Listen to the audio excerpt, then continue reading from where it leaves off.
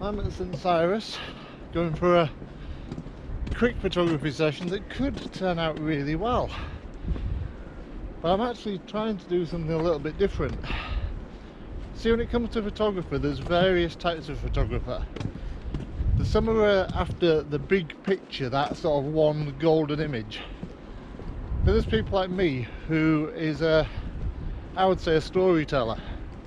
Part of the reason why I'm doing these YouTube videos, I like trying to sort of give a bit more of a message and let people know what's happening.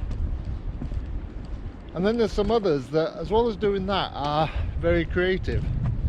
And one of them is a guy who used to live near here who's now moved to France, Niall Benvie. And he is one of the sort of really creative photographers. And I'm actually going and joining him on a series of webinars, me as a pupil. And I'm having a go at something that he suggested, which is called a deconstructed landscape. So instead of trying to get that big shot, basically breaking it down into lots of little shots. So today, instead of trying to get a huge image, I'll be trying to photograph everything, all the little details. And this I'm going to put together with one of my most useful pictures. It's one I'll show you here. I took this years ago. Call it Footprints. It was a beautiful frosty day here at St Cyrus, and to be honest with you, it was taken using not particularly good gear, and I think I've only got it as a JPEG, but I've used it on the front cover of newsletters, I've used it in leaflets, I've used it in websites, in presentations. So what I'm going to do is to start off with that image and try and get lots of little photos within that view to make a deconstructed poster, a deconstructed landscape, or 2 or even 3. So we'll see how we get on. Although this is looking really nice.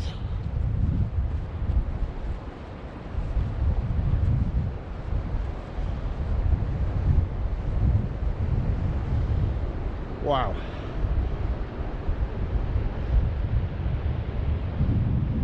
Wow.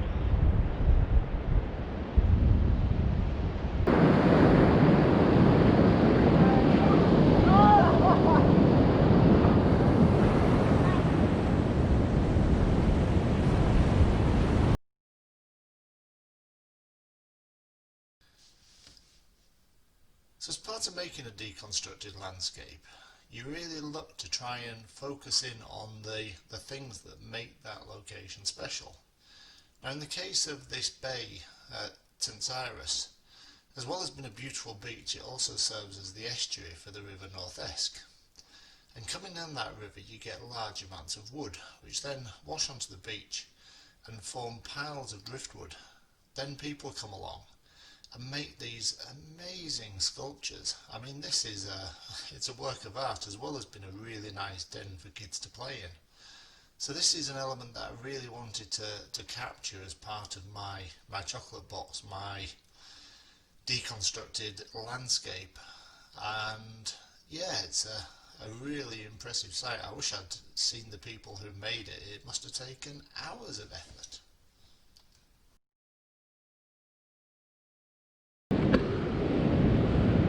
Being somebody who I would say is primarily a wildlife photographer, then a landscape photographer, this is quite liberating. Quite a lot of my wildlife photos take years to achieve. You imagine the image, and then you've got to set everything up, you've got to find the subject, you've got to do your field work and get the right conditions. Whereas this is really good fun, because you see something, you take a photo, and because you're not going for that hero image, it doesn't matter if it's not that good. You're more going for different things that sort of make up the scene, and you can do a lot with it. I mean, I'm probably going to end up with a marine litter montage, unfortunately, but you could do one on the various different footprints you see on the beach, the different elements as in the cliff, the grass, you know, the marram grass. So yeah, it is something I'll try again, I'll continue doing. But it also does fit in very well with getting in some exercise, because you're not standing for ages waiting for the view. Although it is stunning, I probably need to actually stop and do some proper landscape photography. Well, traditional landscape photography as well. Oh, and both my children, well actually all of us, have now got wet feet. Every once in a while we get a big wave that surprises us. At one point I was looking through the viewfinder and suddenly realised the viewfinder was full of water as the waves were breaking over my feet. I think Harry's going to get wet again.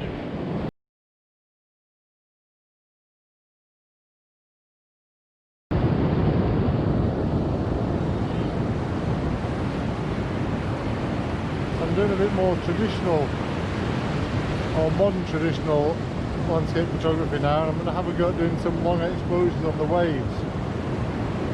At the moment I've just been taking some pictures of my family out on the rock, trying to get the feet wet, I think.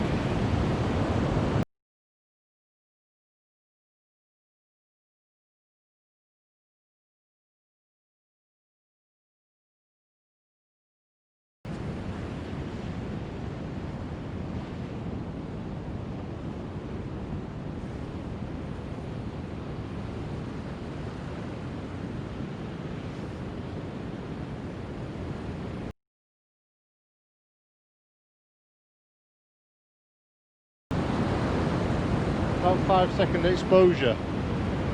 I've taken it a few times just to see the way that the waves are coming in and out. And it's always a case of trying to get the timing just right. But I think what I'm going to do is add a slightly different human element in it. So I'm going to set it all up, put it on interval timer, and then I'm going to go and stand on that rock. Should be fun.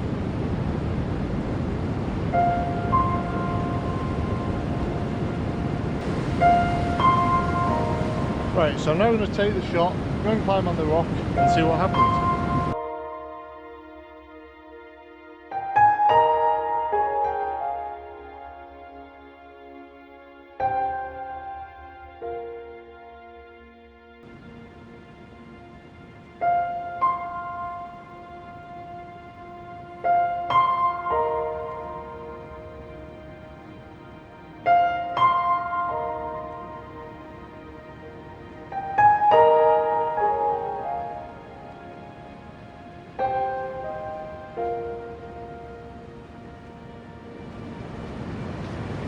One tip, be more photogenic than I am.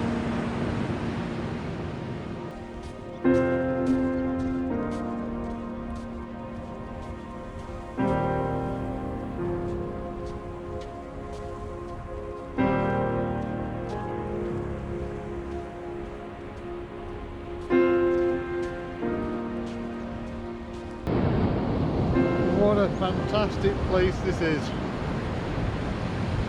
I'm so lucky to live close to here. My heart goes out to anybody who's stuck in lockdown where they can't get to places like this, or they can't get to places like this sticking to the guidelines. It is a fabulous place, and I'm just dashing back down the beach to try and catch up with my family, because they may well be back at the car and I've got about a mile, maybe 2 miles of walking to do to get there.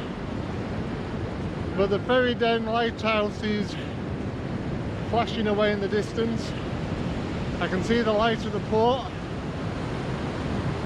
There's a tiny crescent moon and a few birds flying overhead to roost. So overall this has been a great way to spend probably an hour and a half.